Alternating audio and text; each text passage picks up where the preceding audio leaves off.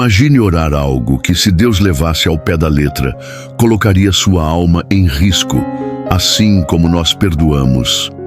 Essa frase da oração do Pai Nosso não é uma metáfora bonita, é uma cláusula perigosa.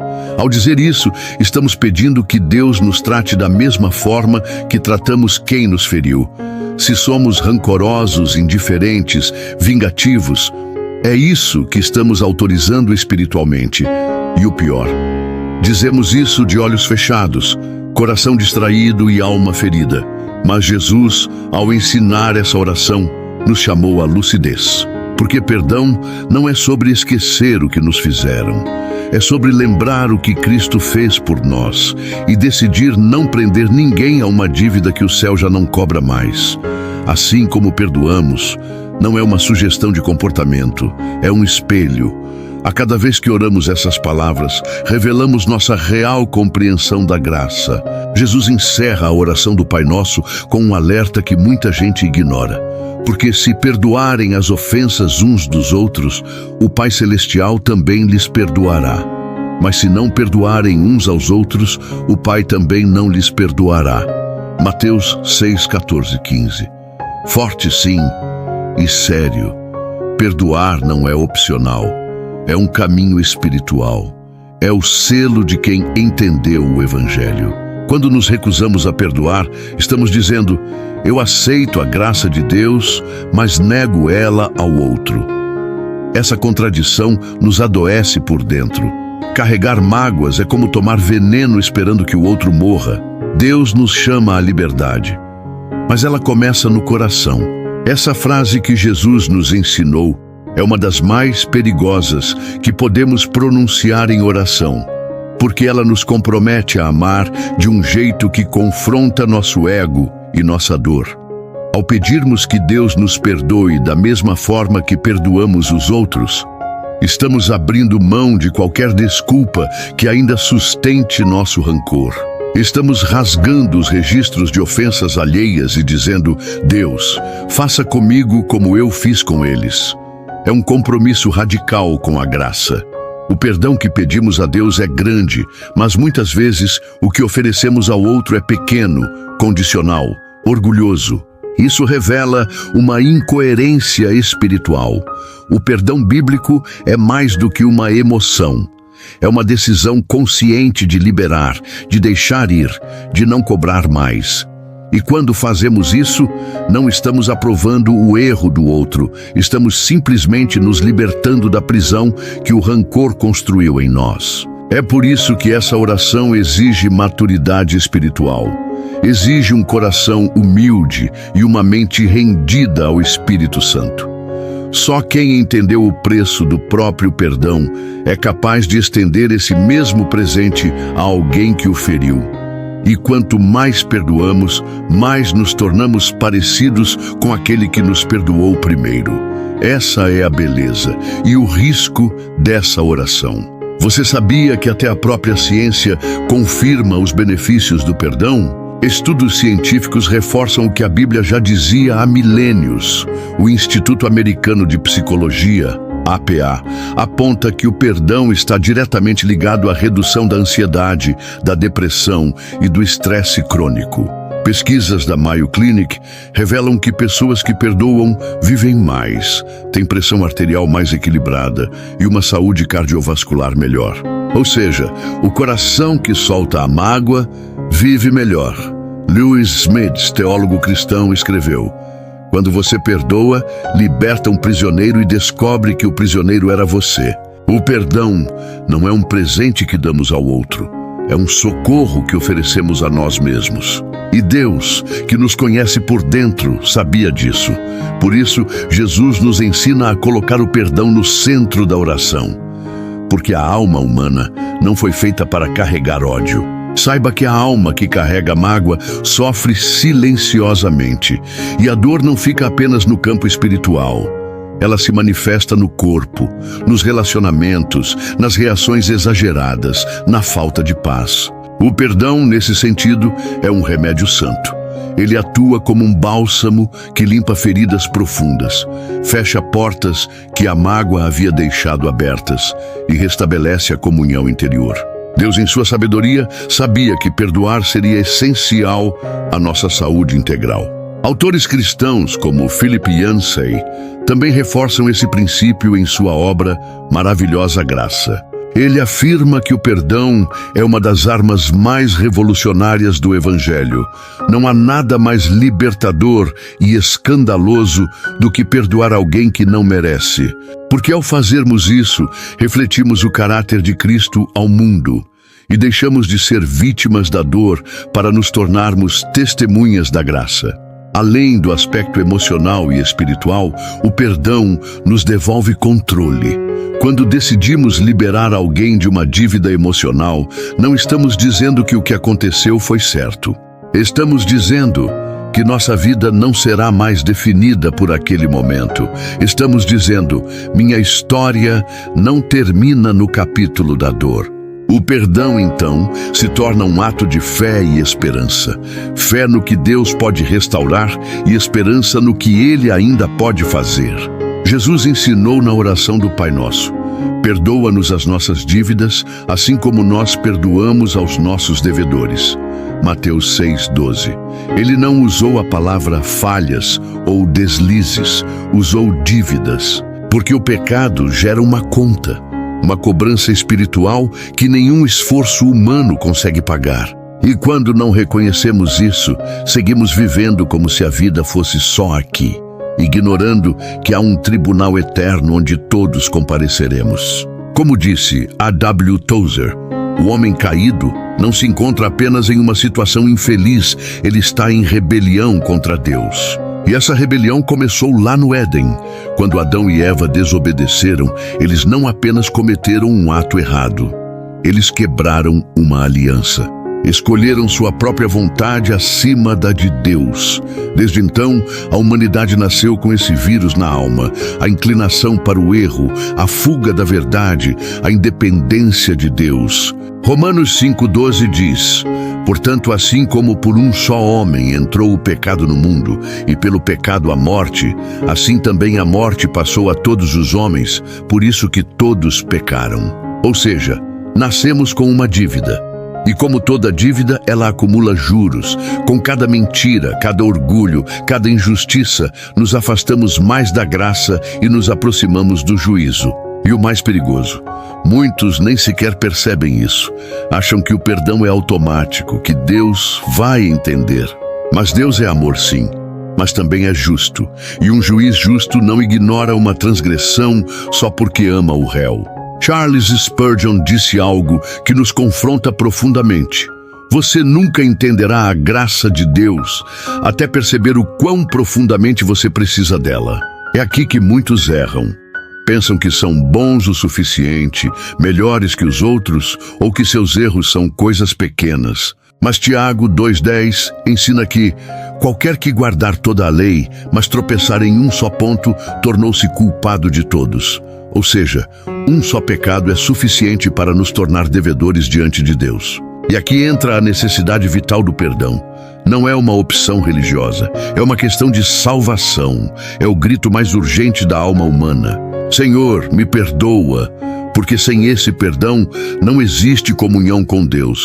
Não há paz interior, não há liberdade.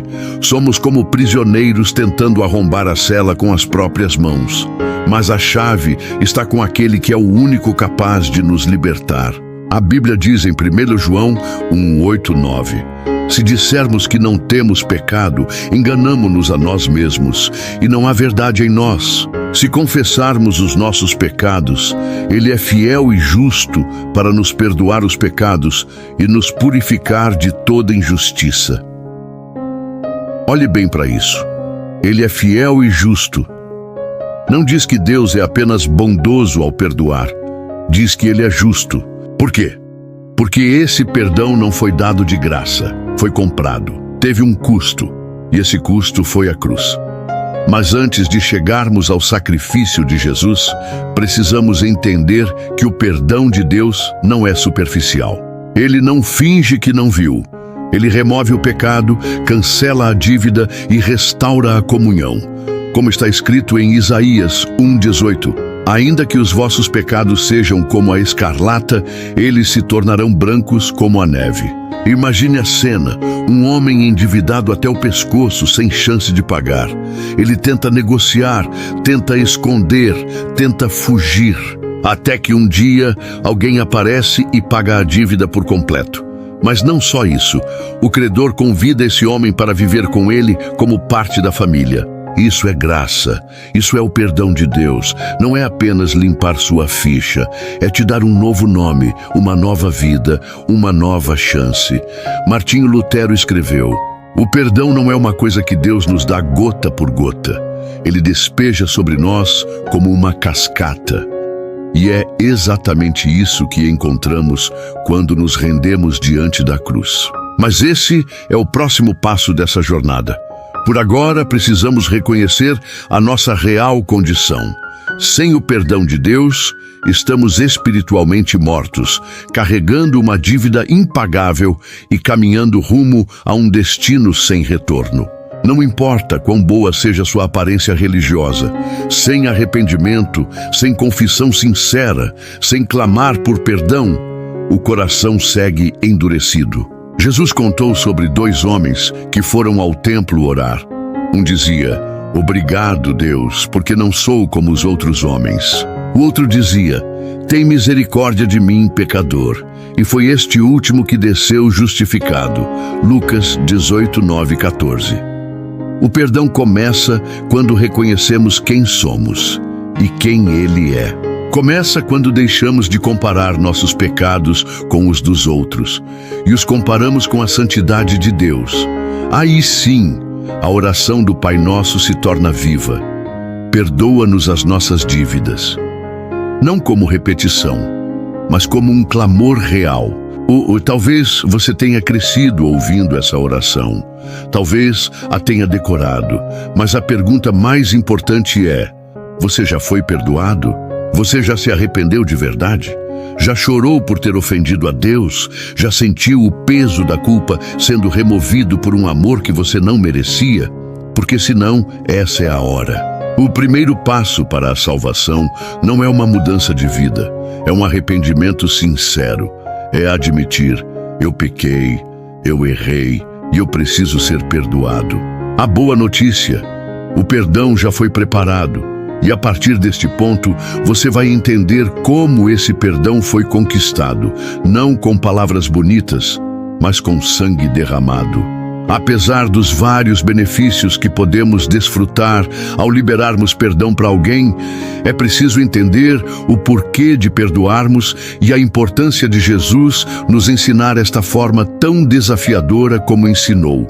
Assim como nós perdoamos, ou seja, da mesma forma como perdoamos. Refletindo sobre isso, lembre-se que houve um momento na história da humanidade que dividiu o tempo, rasgou o véu e selou o destino de todos os que creem. Esse momento não aconteceu num palácio, nem foi marcado por aplausos, mas por pregos, por sangue, por silêncio e dor. Quando falamos de perdão, muitos imaginam um Deus que apenas decide esquecer nossos erros. Mas não é assim. Deus não perdoa porque ignora o pecado. Ele perdoa porque pagou o preço do pecado com o sangue do seu próprio Filho. A cruz de Cristo não foi um gesto simbólico. Foi o pagamento real da nossa dívida eterna. A Bíblia diz em Hebreus 9:22, sem derramamento de sangue não há remissão de pecados. Isso nos leva a entender algo profundo. O perdão que pedimos em oração foi comprado, e o recibo desse pagamento foi escrito com sangue no madeiro do Calvário. Imagine um juiz que vê um criminoso arrependido diante dele. Esse juiz pode sentir compaixão, mas se ele for justo, não pode simplesmente ignorar o crime. O pagamento deveria ser feito. O que Deus fez foi algo além da nossa lógica. Ele mesmo assumiu a pena. Ele mesmo se fez homem, habitou entre nós e no corpo de Jesus carregou o castigo que era nosso. Isaías 53:5 afirma: mas ele foi ferido pelas nossas transgressões, moído pelas nossas iniquidades. O castigo que nos traz a paz estava sobre ele, e pelas suas pisaduras fomos sarados. O perdão não é leve, ele pesa, mas não sobre quem o recebe, pesa sobre quem o oferece. E foi sobre os ombros de Jesus que caiu todo o peso do mundo. Se o pecado é uma dívida, então a cruz é o recibo carimbado com as palavras: está pago. E foi exatamente isso que Jesus declarou antes de morrer: está consumado. João 19:30. No original grego, a palavra usada é tetelestai, um termo jurídico que significava dívida quitada. Aquilo que era impossível ao homem, Deus fez por nós. Mas não foi sem dor, não foi sem sangue. Jesus foi traído, humilhado, espancado e crucificado, não porque ele merecia, mas porque nós merecíamos. O apóstolo Paulo resume isso em 2 Coríntios 5:21. Aquele que não conheceu pecado, Deus o fez pecado por nós, para que nele fôssemos feitos justiça de Deus. Isso é o Evangelho. Essa é a base do perdão. Uma troca divina. Jesus tomou nossa culpa e nós recebemos sua justiça. C.S. Lewis disse: cristianismo significa perdão, ou não significa nada. Mas não é um perdão raso, que ignora as feridas. É um perdão que mergulha na cruz, que entende que o amor de Deus é tão grande que se permitiu sangrar por nós. A graça que recebemos custou caro, e só por isso ela pode ser oferecida de graça. O problema é que, muitas vezes, perdemos a sensibilidade diante disso. A cruz vira um símbolo religioso e não uma lembrança diária de quanto custou o nosso resgate. Mas quando voltamos os olhos para o Gólgota, quando ouvimos o som dos pregos, quando imaginamos o Filho de Deus dizendo: Pai, perdoa-lhes, enquanto era moído por nossa causa, então algo dentro de nós precisa se quebrar, porque ninguém sai ileso da cruz. A cruz também revela que Deus não perdoa por obrigação, mas por amor. Um amor que age, um amor que se sacrifica. João 3,16. Ecoa isso com clareza. Porque Deus amou o mundo de tal maneira que deu o seu Filho unigênito, para que todo aquele que nele crê não pereça, mas tenha a vida eterna. A cruz foi movida por amor, mas não por um amor cego ou sentimental. Foi um amor santo, justo, determinado a reconciliar o homem com Deus, mesmo que isso custasse tudo. E custou. Jesus, o Cordeiro sem mácula, se entregou voluntariamente. Ele não foi forçado, ele não foi vencido, ele se rendeu por amor. Ele olhou para você com sua bagagem de erros e culpas e disse: vale a pena. O perdão que pedimos na oração do Pai Nosso não é uma simples palavra, é uma lembrança do que Cristo sofreu. É como se, toda vez que você dissesse: perdoa as minhas dívidas, o céu respondesse: elas foram pagas com a vida do meu filho. Por isso, o perdão não pode gerar arrogância. Ele nos torna humildes, gratos, reverentes. O perdão nos quebra e nos reconstrói. Ele nos convida a viver em resposta ao amor que recebemos e nos faz entender que o pecado tem um preço alto demais e que nunca mais queremos voltar à escravidão que um dia nos matou por dentro. Martinho Lutero escreveu: quando olho para mim mesmo, não vejo como posso ser salvo, mas quando olho para Cristo, não vejo como posso ser perdido. Essa é a segurança que o perdão nos dá. Ele não depende de nós. Ele não nasce da nossa tentativa de sermos bons o bastante. Ele nasce da cruz, do sacrifício completo, suficiente e eterno de Jesus. Por isso, quem entende o preço do perdão jamais o trata como algo comum. Quem entende o custo da graça vive em gratidão, em reverência e em santidade. Você consegue imaginar o que seria da sua vida sem esse perdão? Você já pensou como seria carregar todos os seus erros, toda a sua culpa, todos os seus pecados, sem esperança de redenção? O inferno é exatamente isso, a ausência eterna do perdão. Mas o céu se abre para os que reconhecem o sacrifício do Cordeiro. O altar está manchado de sangue, não para nos assustar, mas para nos lembrar. Você é perdoado, não porque merece, mas porque alguém te amou até o fim. Poucos querem encarar essa verdade. Muitos preferem a versão diluída do Evangelho, um Jesus simpático, que ensina coisas bonitas, fala de amor e acolhe sem exigências. Mas isso não é o que a cruz revela. A cruz não é decorativa, ela é brutal, sangrenta, escandalosa. Ela nos diz que o pecado é mortal e que não havia outro caminho para nos salvar a não ser sacrificar o Filho de Deus. Pergunte-se, se existisse outra maneira, por que o Pai entregaria o Filho ao sofrimento? Por que permitir que ele fosse cuspido, açoitado, pendurado nu entre criminosos, sangrando até a última gota? A resposta é simples e ao mesmo tempo chocante. Porque não havia outro meio de redimir o homem. Jesus não morreu como mártir.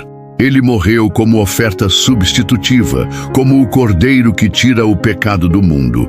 Ele não veio só para ensinar, ele veio para morrer. E morrer no nosso lugar. A religião tenta muitas vezes suavizar isso. Fala de um Deus legal, que quer que a gente seja boa pessoa. Mas o verdadeiro evangelho começa com confronto, não com conforto. Começa com a afirmação de que nós estávamos mortos em nossos delitos e pecados, Efésios 2:1, e que por conta disso éramos inimigos de Deus, Romanos 5:10. Não existe reconciliação sem sacrifício. Desde o Antigo Testamento, o princípio era claro: a alma que pecar, essa morrerá.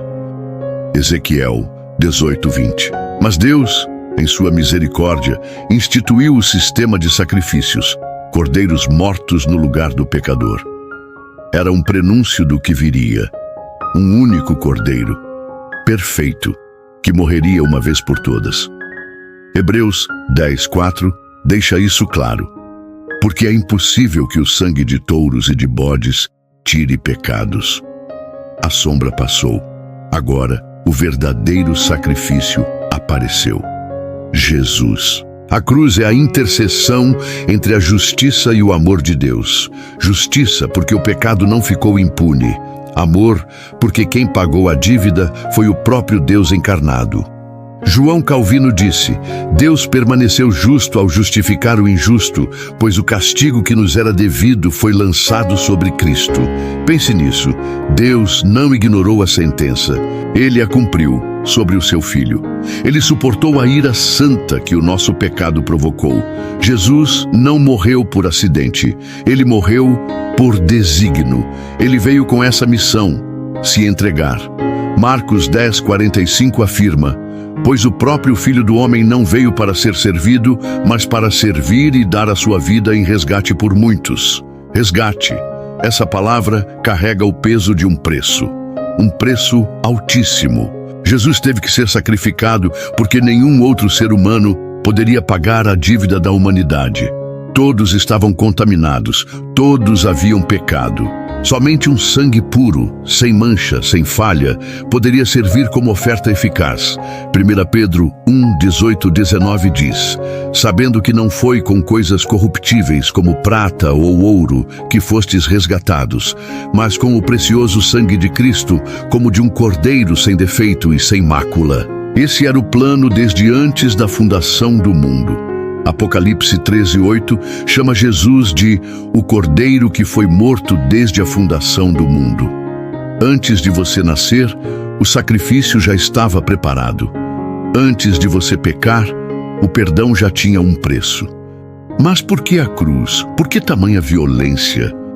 Porque foi assim que o pecado se mostrou: brutal, destruidor, desfigurador. E foi assim que o preço teve que ser pago, com dor, sangue e vergonha.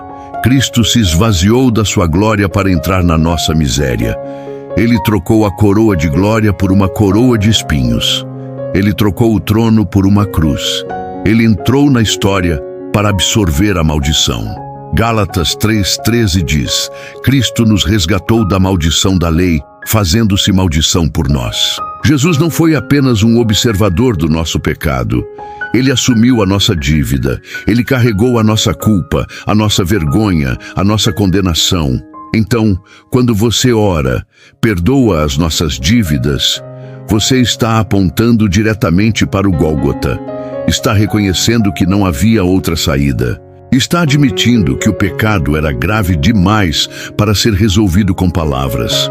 Que a única solução foi o sangue inocente sendo derramado, e que esse sangue foi derramado por você. Essa consciência deve te colocar de joelhos. Deve gerar arrependimento, sim, mas também uma gratidão tão profunda que transforma a vida. Não vivemos mais para nós mesmos. Vivemos por aquele que por nós morreu e ressuscitou. 2 Coríntios 5,15. Se Jesus não tivesse sido sacrificado, estaríamos perdidos. Não haveria reconciliação. Não haveria paz com Deus. Não haveria vida eterna. Seríamos devedores eternos, morrendo aos poucos, presos em nossa culpa. Mas agora, pela cruz, temos acesso livre ao Pai. Temos paz que excede o entendimento. Temos perdão, graça e salvação, não porque merecemos, mas porque alguém foi até o fim por nós. Há algo profundamente desconcertante na oração que Jesus nos ensinou. Depois de clamar por perdão, perdoa as nossas dívidas, Ele nos ensina a completar com uma condição. Assim como nós perdoamos aos nossos devedores. É como se Ele estivesse dizendo: você quer ser perdoado? Então esteja pronto para perdoar também. E isso muda tudo.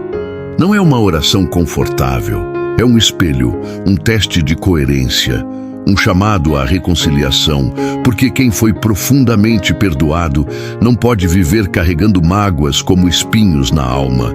O mesmo sangue que lavou as suas dívidas te convida agora a soltar as correntes que você amarrou em torno do outro. A cruz que te libertou é a mesma que te chama a liberar perdão. Jesus foi ainda mais direto ao terminar essa oração. Em Mateus 6, 14, 15, ele disse: porque se perdoardes aos homens as suas ofensas, também vosso Pai Celestial vos perdoará a vós. Se, porém, não perdoardes aos homens as suas ofensas, também vosso Pai não vos perdoará as vossas.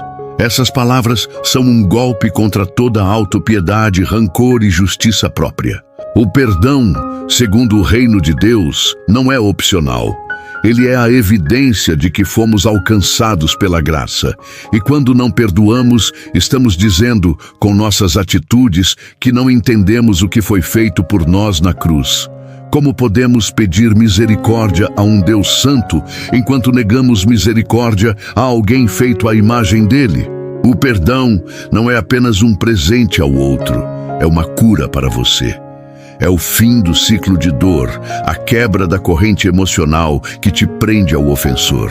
É dizer: você não tem mais poder sobre mim. É entregar a justiça nas mãos de Deus e se recusar a ser escravo da mágoa. Quando Jesus diz: assim como nós perdoamos aos nossos devedores, Ele está nos convidando a viver a mesma graça que recebemos. Ele está dizendo: se você entende o que eu fiz por você, então faça o mesmo pelo outro. Mas aqui surge a grande luta. Como perdoar quem nos feriu profundamente? Como soltar quem nunca pediu desculpas? Como libertar quem destruiu algo dentro de nós? A resposta não está nos sentimentos, está na decisão. O perdão é um ato da vontade, não uma emoção. É escolher obedecer a Deus, mesmo quando o coração sangra. É confiar que Ele é justo para cuidar daquilo que você não pode consertar. E é lembrar que o perdão não significa aprovar o erro, mas se recusar a ser definido por ele. Romanos 12, 19 nos orienta. Não vos vingueis a vós mesmos, amados, mas dai lugar à ira de Deus, porque está escrito: a mim pertence a vingança, eu recompensarei, diz o Senhor. Jesus contou uma parábola exatamente sobre isso.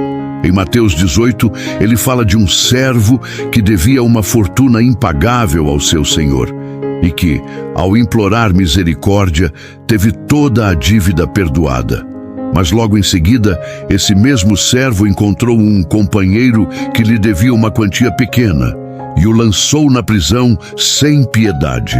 Quando o senhor soube disso, ficou indignado. Servo mau, perdoei-te toda aquela dívida porque me suplicaste. Não devias tu também ter compaixão do teu companheiro como eu tive de ti? Mateus 18, 32 e 33. O ponto é claro.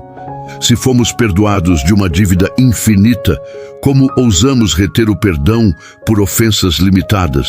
É claro que algumas feridas são profundas. Existem traumas, injustiças, traições que não se resolvem com uma conversa. Mas o perdão não é sinônimo de reconciliação automática. É possível perdoar alguém e, ao mesmo tempo, se afastar por saúde emocional. É possível liberar perdão sem se expor novamente ao abuso. O que Jesus está pedindo é que não sejamos juízes eternos sobre as falhas dos outros, enquanto clamamos pelo perdão eterno de nossas próprias falhas. O perdão não exige esquecimento, exige renúncia ao desejo de vingança e entrega da dor nas mãos de Deus. O maior exemplo de perdão está no próprio Cristo. Enquanto era pregado na cruz, injustamente Jesus disse: Pai, perdoa-lhes, porque não sabem o que fazem. Lucas 23, 34. Ele orou por quem o maltratava. Ele pediu perdão por quem zombava dele. E ele nos chama a seguir o mesmo caminho. Efésios 4:32 reforça isso com firmeza e ternura. Antes sede uns para com os outros benignos, misericordiosos, perdoando-vos uns aos outros, como também Deus vos perdoou em Cristo. Essa é a medida. Como Deus perdoou você, não com base em merecimento, não esperando o momento perfeito, mas com graça, iniciativa e amor. E se você ainda pensa: mas eu não consigo perdoar, então lembre-se, o perdão não nasce de você. Ele vem de Deus, é fruto do Espírito, é graça que flui através de você quando você se rende. Quanto mais perto da cruz, mais leve se torna o coração. Quanto mais entendemos o quanto fomos perdoados, mais conseguimos perdoar. É por isso que Jesus colocou essa frase dentro da oração, para que, diariamente, ao clamar por perdão, sejamos lembrados de também concedê-lo. Oração não é só falar com Deus, é se moldar à vontade dele. E ao orar, assim como nós perdoamos aos nossos devedores, estamos nos comprometendo com o estilo de vida do reino. Um estilo marcado não por rancor, mas por reconciliação. Não por feridas abertas, mas por cicatrizes que glorificam a cura. Um estilo onde a graça recebida se transforma em graça oferecida. Perdoar os que nos feriram não é uma sugestão suave das Escrituras, é uma exigência radical do Evangelho. Ao orarmos, perdoa as nossas dívidas, assim como nós perdoamos aos nossos devedores.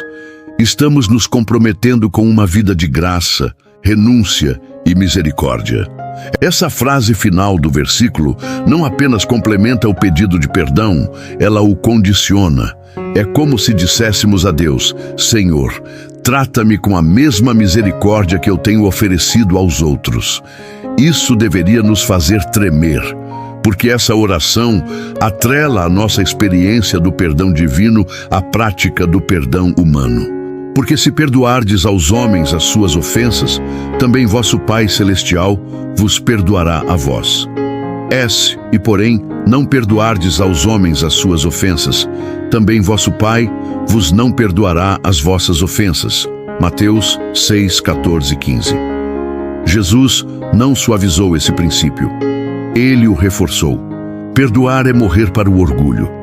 É abrir mão do direito de revidar, é deixar a espada no chão quando o coração clama por justiça. E isso não significa ignorar o mal sofrido, mas escolher não ser dominado por ele.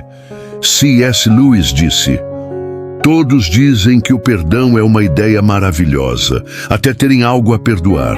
E é verdade. O perdão nos arranca das profundezas da mágoa para o terreno sagrado da cruz, onde lembramos que fomos perdoados primeiro. Sede uns para com os outros benignos, misericordiosos, perdoando-vos uns aos outros, como também Deus vos perdoou em Cristo. Efésios 4:32. Essa é a base de tudo. Deus nos perdoou em Cristo. E porque fomos perdoados, perdoamos. Não como um favor, mas como resposta. A mágoa tem o poder de nos aprisionar em ciclos de amargura. E o perdão é a chave que liberta. Jesus não pediu que esperássemos sentir vontade de perdoar. Ele ordenou que perdoássemos. Em Mateus 18, Pedro pergunta ao Senhor quantas vezes deveria perdoar alguém que pecasse contra ele. Até 7 vezes, ele sugere, talvez achando que era generoso. Mas Jesus responde, não te digo que até 7, mas até 70 vezes 7. Mateus 18:22. Em outras palavras, perdoe sempre. Porque quem foi perdoado de uma dívida impagável, como aquela da parábola do servo perdoado, não tem o direito de cobrar pequenas dívidas alheias com mão de ferro. Mateus 18:23-35. Perdoar não é aprovar o mal, nem esquecer o ocorrido. Perdoar é abrir mão da vingança, é soltar o outro da prisão e descobrir que quem estava preso era você. E isso só é possível quando reconhecemos que não somos vítimas puras, mas também pecadores.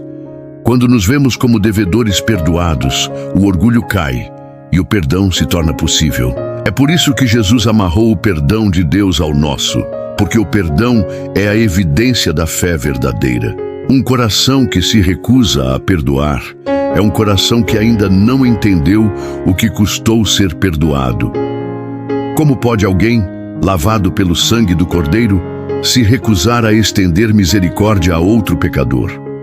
Não se trata de barganha com Deus, mas de coerência com a graça. O apóstolo João escreveu, aquele que diz estar na luz e odeia a seu irmão até agora está em trevas. 1 João 2:9. O perdão é a luz que dissipa as trevas do ressentimento. Mas perdoar pode doer, exige maturidade espiritual. Às vezes, o perdão precisa ser oferecido mesmo sem o arrependimento do outro. Porque não se trata apenas de reconciliar com pessoas, mas de manter a alma limpa diante de Deus. O perdão é um ato vertical antes de ser horizontal. É entre você e o Pai, antes de ser entre você e o ofensor. Pai, perdoa-lhes, porque não sabem o que fazem. Lucas 23:34, disse Jesus, mesmo sendo pregado por mãos cruéis. Esse é o padrão. Esse é o Cristo que vive em nós. E é por isso que Paulo escreve, suportai-vos uns aos outros e perdoai-vos mutuamente, caso alguém tenha motivo de queixa contra outro. Assim como o Senhor vos perdoou, assim também perdoai vós. Colossenses 3:13. O perdão é um testemunho. Quando perdoamos, mostramos ao mundo que existe um reino diferente, onde o amor vence a vingança e a cruz tem a última palavra. Perdoar não é ser ingênuo, é ser cheio do Espírito. Não é fraqueza, é coragem. Não é esquecimento, é decisão. E só pode perdoar de verdade quem já foi transformado pela graça. Por isso, a oração do Pai Nosso é um espelho da nossa alma. Quando dizemos, assim como nós perdoamos aos nossos devedores, estamos nos colocando debaixo de um padrão que só pode ser vivido pela fé e sustentado pela graça. Não há oração mais perigosa do que essa, porque ela nos convida a confrontar o nosso coração. E se não estivermos dispostos a perdoar, talvez precisemos reconsiderar se realmente entendemos o Evangelho. O perdão não é opcional, é vital. E quando o liberamos, o céu se abre. Quando seguramos, o céu se fecha. Que o Senhor nos dê um coração quebrantado, capaz de amar como fomos amados. E que possamos perdoar como quem já foi perdoado de uma dívida eterna. Perdoar não é apenas uma decisão momentânea. É um decreto espiritual que redefine sua história. Quando finalizamos este episódio, quero que você entenda. Suas palavras de perdão representam a liberdade que você escolhe viver. Não estamos apenas concluindo mais um episódio dessa série de mensagens sobre a oração do Pai Nosso. Estamos lançando os fundamentos de uma nova vida. O céu providenciou perdão a todo aquele que crê, mas agora é hora de que, por fé, os que creem liberem perdão na terra. E isso começa com um coração disposto a renunciar à culpa, ao rancor e ao horizonte fechado pela dor. O perdão que oferecemos ao outro é o reflexo mais puro do perdão que recebemos de Cristo. É Ele quem limpa o passado, nos devolve a paz e nos permite amar com transparência. Mas para que esse movimento se complete, ganhe forma, precisa sair do mundo invisível da alma e expressar-se na vida real. Nós precisamos agir. Precisamos libertar aquilo que a graça já libertou dentro de nós. O perdão que restaura, reconcilia e cura só é poderoso quando é dado por nós, principalmente nos pequenos gestos, nas decisões que ninguém vê, mas que impactam destinos. Se esse vídeo tocou você, respire e medite por um instante. Quem você precisa perdoar hoje? Coloque essa pessoa na presença de Deus nos comentários, sem expor nome, apenas com o coração entregue. Hoje eu escolho perdoar. Isso vai conectar você com outros que também estão nessa jornada. E se você ainda não se inscreveu, inscreva-se agora para caminhar comigo. Essa série continua no próximo episódio, onde vamos tratar sobre Não nos deixes cair em tentação. Um combate invisível que todos enfrentamos, mas que só se ganha com um olhar firme no céu. Compartilhe esse vídeo com alguém que precisa ouvir essa verdade hoje. A jornada de libertação continua. Você não está só. Um forte abraço e seja livre.